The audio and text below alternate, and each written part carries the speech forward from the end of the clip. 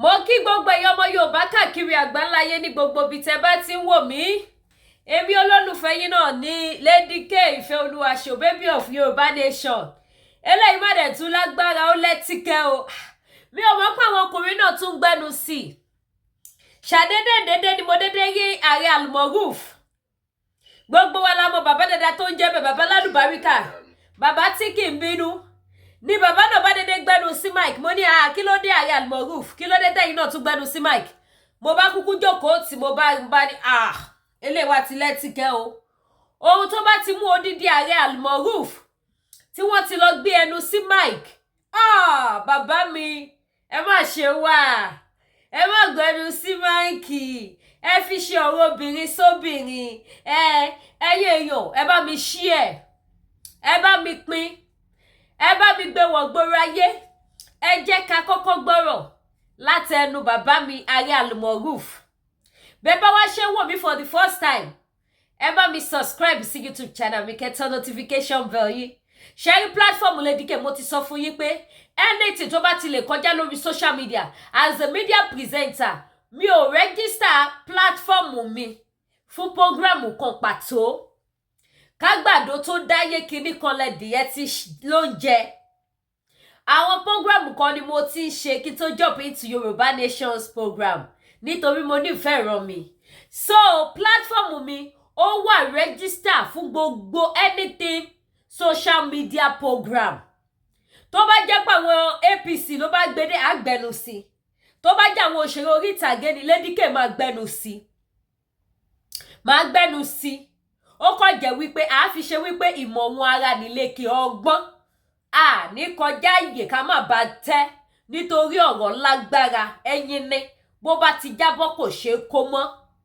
Bó bá jọ́rọ̀ PDP á gbẹ́nu sí. Bó jẹ́ ti Mùsùlùmí á gbẹ́nu sí. Bó bá jẹ́ ti Christian ọmọ gbẹ́nu sí lóbi àtẹnu ló bá dé.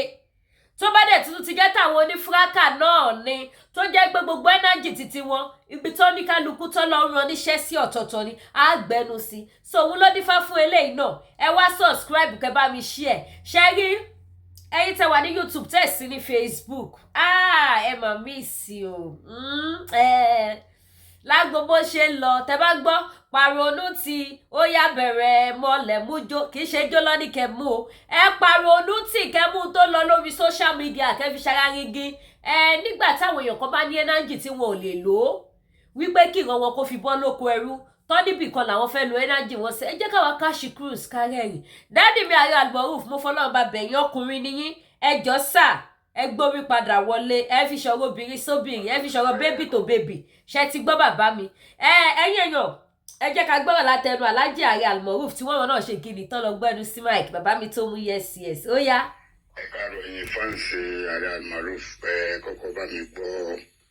voice tẹ́ bá gbọ́ voice tó máa fẹ́ sọ̀rọ̀ lé lórí. Ìyàwó Almaroof náà bó ti pẹ́ gan tó ti wá fún mi. Ṣé bó ti pẹ́ gan tó ti wá fún mi? Mo lórí burúkú tó ń ṣe lọ́dọ̀ kébì. Ìyàwó Almaroof tí n bá gbé ẹ ní ìsìnmáìsìn lọ́rùn o ò ní ìrúlà. O ò ní ìrúlà olórí burúkú aṣòṣì máa mú wọ́n láìwé tìjú. Ẹ lè dúró sí Nàìjíríà ẹ lọ sí lóyìnbó gbòòrò ẹ wá máa ṣe orí burúkú tí n bá mú ìyá ẹ ọmọ pé mo mìíràn mo ní màtírí ẹ lọ́wọ́ kí n tó wá fún ẹ máa fún ẹ ní lọ́ngbò tí n bá wá fún ẹ mo ti ní màtírí ẹ tí n bá kọlù ìyá ẹ ò ní sọ̀bà ẹ yẹ́sì yẹ̀kínì tí n bá mú ẹ yẹ̀kínì tí n bá mú ìyá ẹ wo lò sí olórí burúkú wa aládùn tó ṣì ọkọ wèrè tó ń gbé kiri aṣọ bọ́dì báyìí jì ọkọ ẹ̀sìn ọkọ òfò tó ń gbé kiri bẹ́ẹ̀ jọ ń ṣe ṣòfò mi mo mọ̀ dákẹ́ ni mo ń wú ẹ̀ torí tí n bá máa kọlù ìyá ẹ̀ now. Ẹ káàárọ̀ ọ̀pọ̀lọpọ̀ pè mí láàárọ̀ ìwọ̀n DM mi mo gba more than 49 calls and messages lórí show tí ìyàwó mi ṣe lórí Lizzy Anjorin. Ṣé rí nígbà míì ẹni tí èèyàn bá fẹ́ràn wọ́n máa ń sábà ṣe nǹkan tí èèyàn ò lérò. Lizzy Anjorin bọ́ sórí page ó ní èmi èmi àti ìyàwó mi ṣe ṣó fún ẹ jọ̀ọ́ ẹ kàn bá mi béèrè lọ́wọ́ ẹ̀ wípé kó torí íńtánẹ́ẹ̀tì òun parọ́ ẹ̀ mọ̀ kó tí wọ́n sọ pé íńtánẹ́ẹ̀tì will never forget mo ṣe jí ni never forget ẹni kó sọ ibi tí èmi àti ìyàwó mi ti stage show fún Lizzy Anjorin because ó ṣẹ̀ṣẹ̀ bẹ̀rẹ̀ ó ti kọjá yìí your local champion yẹn ó ti tún gbé wá ó ti àwa ló ṣìwé kan ẹ bá ń bẹ Lizzy ẹjọ́ tó Ọlọ́run ẹ bá ń bẹ kó má dọ́dọ̀ mi tọ́lọ́dọ̀ tèmi tó fẹ́ dé ìyá ayọ́lẹ̀ fún ayọ́lẹ̀ fún èmi ò ń ṣe ọmọ get inside ọmọ get outside ni mí bọ́ ẹ̀kan bá wọ́n nù ẹ̀ wípé ẹni tó bá mọ̀ ọ́ kó make sure kó mú ibi tí a ti ṣe show tó dá orúkọ mi tó dárúkọ ìyàwó mi tó bẹ̀rẹ̀ sí ní gbé mi ṣépè ń bẹ̀ kó tó di pé ìyàwó mi jáde fún nírọ̀lẹ́ àná ìgbà tí àárọ̀ ìgbọ̀n mo ṣẹ̀ṣẹ̀ rí gbogbo ẹ̀ pé ìyàwó mi tẹ̀ ti ṣe show fún un bọ̀ṣẹ́ fẹ́ gbọ́ tí Lizzy ò bá mú pọ́ìntì yẹn wá níbi tá a ti ṣe show fún un ìyàwó mi wà lórí show DKY ó rẹ́rìn ó ní ó ṣe rẹ́rìn wọn ò ní sọ̀rọ̀ mọ́ Lizzy Anjorin ṣọ́ ara ẹ̀ bọ̀ ibi tí mo ti ṣe show fún ẹ yẹn tó o bá mú wá gbogbo ìpè tó ṣẹ́ yẹn orí ẹ ló máa lọ nítorí pé mi ń tọ́yún kódà ẹni artist ní Nàìjíríà mi ń tọ́yín this is the reason why tí bá rí wọn mi ń lẹ̀ mú wọn tó bá sẹ́ni tó sún mi tán ìwọ gángan fúnra rẹ̀ òun ṣe ikú rí o ò tiẹ̀ fún àwọn tẹ́jọ́ tó ṣe artist o ò fún wọn ní ààyè wípé kan recognize me as a best artist o wá bẹ̀rẹ̀ sí ní ṣe kábàkàbà o wá ń pìkì àwọn tó ń kọ́mẹ̀ntì káàkiri tó bá ti wá rẹ̀ ń tó mọ̀ pé lórúkọ o wá lọ ń bá wọn jà Lizzy Anjorin ṣọ́ ààrẹ o tèmi bá jáde fún ẹ o ò ní láìkí ẹ o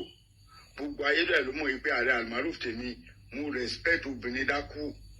òbú mi oní Amẹ́ríkà ò gbè mí hàn bí ìyá ẹ̀dá Lizzy wàláì nǹkan tí mò ń gbà ní ọ̀sẹ̀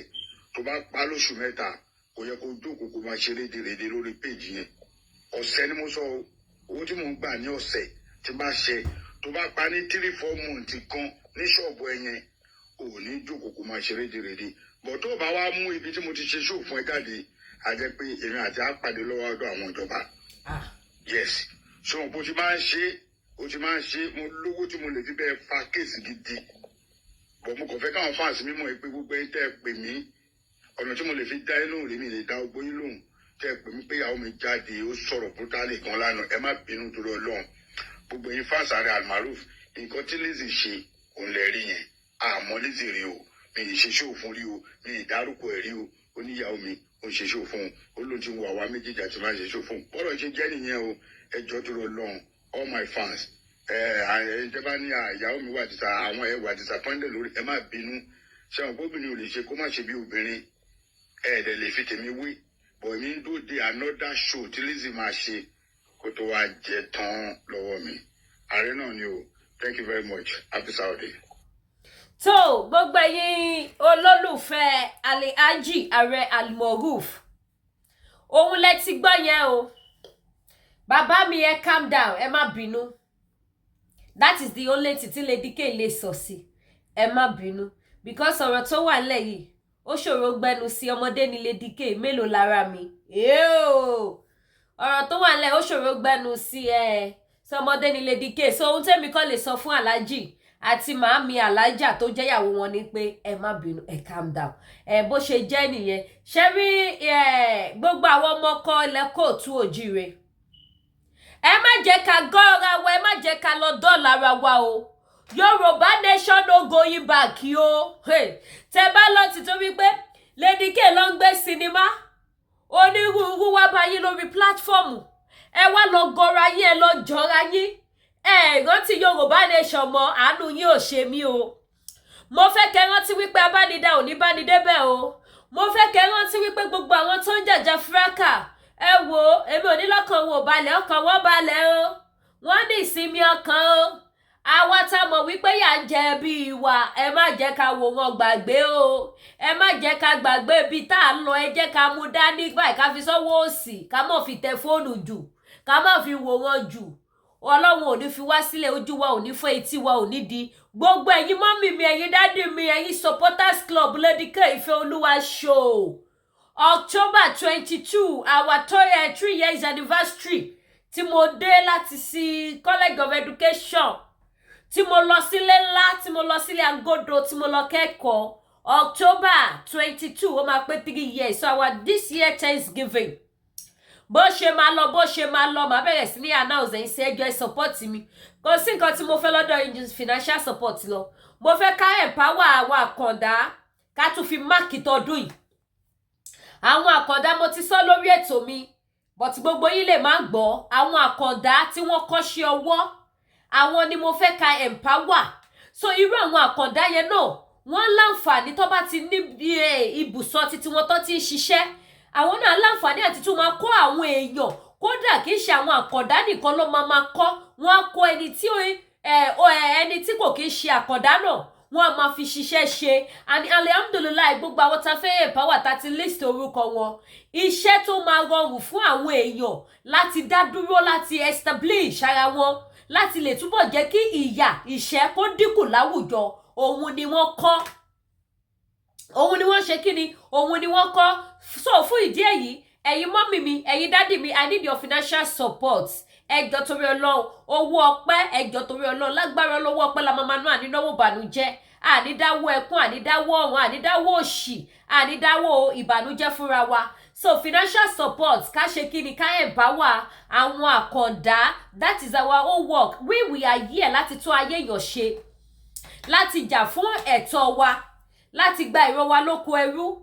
kì í ṣe láti ṣe kí ni láti bá wọn péjọ àbòsí àbí péjọ ọ̀tẹ̀ Olódùmarè ò ní fi wá sílẹ̀ àwọn onílé ò ní fi wá sílẹ̀ ilẹ̀ Yorùbá á gbé gbogbo ọmọ Yorùbá káàkiri igun mẹ́rin àgbáláyé láṣẹ Èdùmàrè ẹ má wá gbàgbé gbogbo àwọn products tá okay before then ẹ̀yin tẹ́ bá fẹ́ support mi WhatsApp number mi lẹ́wọ̀n lójú screen yẹn ẹ pè mí lórí WhatsApp kí n fún yín ní account number tẹ́ máa bá wa fi owó sí bówó náà bá dẹ̀ ṣe wọlé gbogbo ẹ̀ ló máa lákọọ́lẹ̀ bá bá ṣe ná àwọn tá a bá yẹ̀ bá wa máa gbé wọn wá sórí live show iye tó wọlé máa announce gbogbo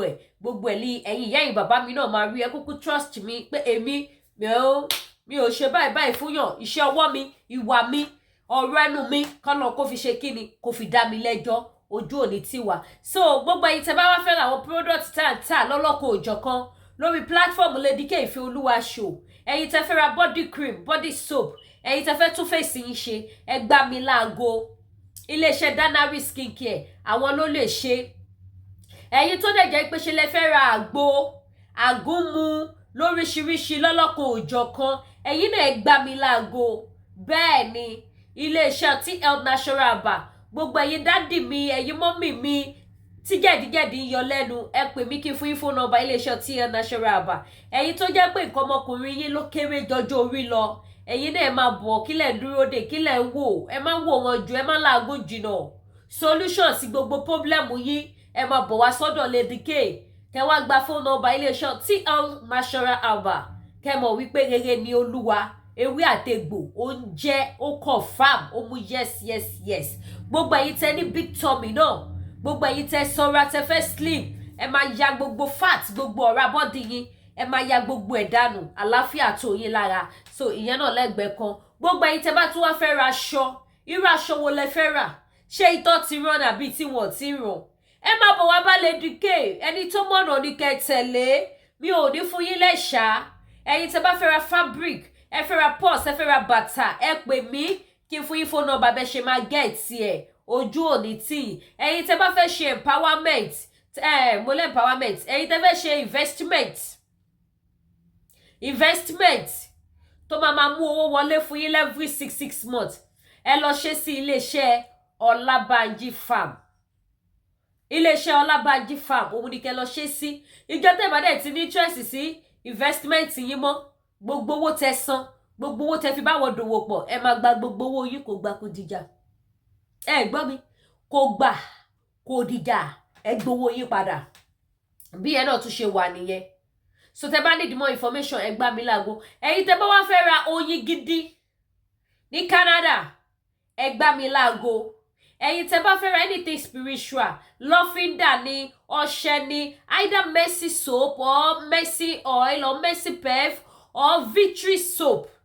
Victory oil Victory perf ẹ gbá mi láago ẹ̀yin tẹ́ bá ti nídìí ẹ pè mí